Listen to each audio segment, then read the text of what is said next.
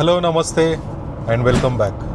ఈ వీడియోలో నా ఫస్ట్ శాలరీతోని నేను చేసిన మిస్టేక్స్ ఏంటో చెప్తాను.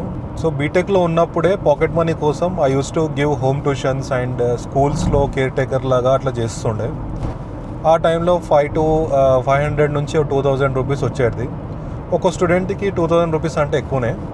దెన్ బీటెక్ అయిపోయిన తర్వాత నేను ఫుల్ టైం జాబ్ జాయిన్ అయినాను. అప్పుడు నా శాలరీ 12,000 to 12,500 అట్లా ఉంటుండే. 2000 నుంచి 12,000 అనేది బిగ్ జంప్ అనమాట. సో ఆ మనీని ఎట్లా మేనేజ్ చేయాలో తెలియక నేను కొన్ని మిస్టేక్స్ చేసినాను. ఆ మిస్టేక్స్ ఏంటో ఇప్పుడు నేను చెప్తాను. ఫస్ట్ మిస్టేక్ వచ్చి అందరూ చేసేది EMI trap. So job join అవుతూనే నేను బైక్ కొన్నాను అనమాట. యాక్చువల్లీ మా డాడీ ఇప్పించిండు, కాకపోతే కొంచెం అమౌంట్ తగ్గింది అని చెప్పి నేను అది ఈఎంఐ లాగా పెట్టుకున్నాను. బైక్ కొనడం మిస్టేక్ ఎందుకు అంటున్నానంటే, ఆల్రెడీ ఇంట్లో ఒక బైక్ ఉంది అండ్ ఫస్ట్ ఆఫ్ ఆల్ నాకు అప్పుడు బైక్ అవసరం లేకుండే. ఎందుకంటే నాకు ఆఫీస్కి వెళ్ళడానికి రావడానికి పికప్ అండ్ డ్రాప్ ఉంటుండే, క్యాబ్ ఇచ్చేవాళ్ళు. అండ్ ఒకవేళ అవసరం ఉన్నా I could have used my dad bike. అది అవసరం లేకుండే, బట్ స్టిల్ నేను తీసుకున్నాను EMI trap. And second thing ఏంటంటే, డెస్క్టాప్ కంప్యూటర్ ఆల్రెడీ ఒకటి ఉంది ఇంట్లో, బట్ స్టిల్ నేను నాకు కొత్తది కావాలి ల్యాప్టాప్ అని చెప్పి ల్యాప్టాప్ కొన్నాను. అది కూడా అవసరం లేదు. సో ఈ రెండు థింగ్స్ ఏంటంటే అవసరం లేకున్నా కొనడం అనమాట. సో మనకి ఎప్పుడైనా కానీ ఏదైనా కొనాలి అంటే అది నెసెసిటీ ఉందా లేదా అని ఆలోచించాలి. అది ఆలోచించకుండా I spend money on these things. Next mistake వచ్చేసి, ఎవ్రీ ఇయర్ కొత్త ఫోన్ కొంటుండే.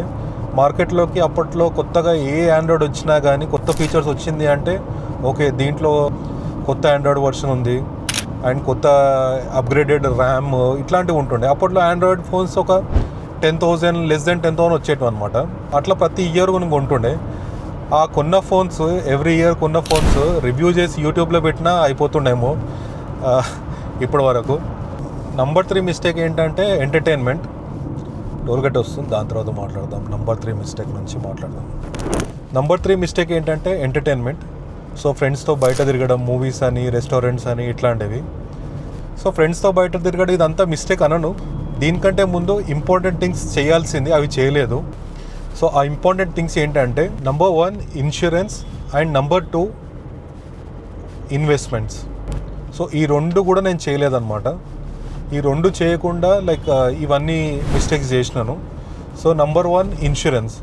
ఆ రోజుల్లోనే ఇన్ కేస్ ఇఫ్ నేను హెల్త్ ఇన్సూరెన్స్, టర్మ్ ఇన్సూరెన్స్ తీసుకుని ఉంటే ఇప్పుడు నేను కడుతున్న ప్రీమియం కంటే చాలా తక్కువ ఉంటుండే, బట్ నేను అది చేయలేదు, lack of knowledge. And investment. So investments ఎందుకు అంటున్నానంటే, నా మ్యారేజ్ అయ్యేసరికి నా బ్యాంక్ బ్యాలెన్స్ 0. ఇన్ కేస్ నేను స్టార్ట్ అయినప్పటి నుంచి ఏదో కొంత ఇన్వెస్ట్ చేసిన, నా ఎస్ఐపిలో చేస్తుంటే నాకు కొంచెం అమౌంట్ అనేది ఉంటుండే, బట్ నేను చేయలేకపోయినాను. ఇన్ కేస్ మీరు ఒకవేళ న్యూ జాబ్ స్టార్ట్ చేసిరంటే, మీరు ఫస్ట్ థింగ్ ఇంట్లో అమ్మకి శారీ కొనడం కంటే ముందు, నాన్నకి వాచ్ కొనడం కంటే ముందు నీకు హెల్త్ ఇన్సూరెన్స్ తీసుకో, నీకు టర్మ్ ఇన్సూరెన్స్ తీసుకో, అండ్ నీ పేరెంట్స్ కూడా సపరేట్గా హెల్త్ ఇన్సూరెన్స్ తీసుకో. అండ్ యూట్యూబ్లో చాలా వీడియోస్ ఉన్నాయి ఇన్సూరెన్స్ మీద, ఎవరు ఎట్లా తీసుకోవాలి, ఏ ఇన్సూరెన్స్ బెటర్ అనేది చాలా ఉన్నాయి. రీసెర్చ్ చేయి. తర్వాత health and term insurance must compulsory తీసుకోండి.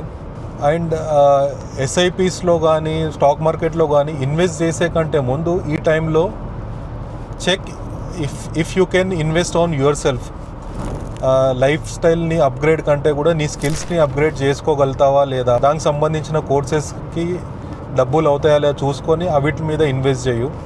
దాని తర్వాత మిగిలితే you can go for SIPs and stock market investments. దాని తర్వాత ఇంకా మిగిలితే మాత్రం అప్పుడు నీ ఎంటర్టైన్మెంట్స్కి కానీ, నీ లైఫ్ స్టైల్ని అప్గ్రేడ్ చేయడానికి కానీ ఆలోచించు. Otherwise first you fulfil these necessity things. Brother, ఒకటి గుర్తుపెట్టుకో, మనిషి చెడ్డోడైనా కానీ సొసైటీ యాక్సెప్ట్ చేస్తుంది, కానీ నీ దగ్గర మనీ లేవు అంటే అస్సలు యాక్సెప్ట్ చేయరు.